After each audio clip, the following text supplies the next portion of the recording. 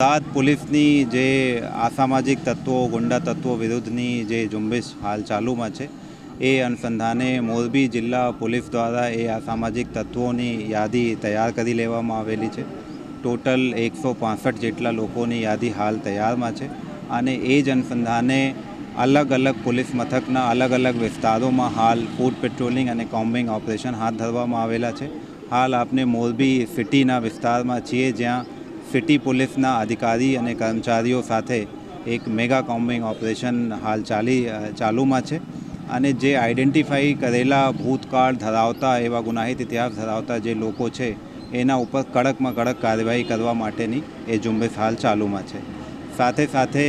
આજ સવારથી સાંજ સુધીમાં જે એવા ઇસમો છે જેની યાદીમાં નામ છે એના ગેરકાયદેસર વીજ કનેક્શન ધ્યાન ઉપર આવતા 8 જેટલા એવા ગેરકાયદેસર વીજ કનેક્શન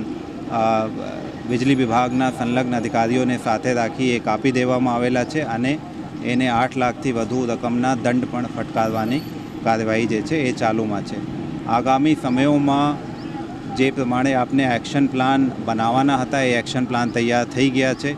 એની જે મિલકત ગેરકાયદેસરની હોય, ગેરકાયદેસર દબાણો કર્યા હોય, આ પ્રકારના બીજી કોઈ પણ ગેરકાયદેસર પ્રવૃત્તિ સાથે સંકળાયેલા હોય તો એ તમામ વિભાગો સાથે સંકલન કરીને એના ઉપર ખૂબ જ કડકાઈથી કાર્યવાહી કરવામાં આવશે।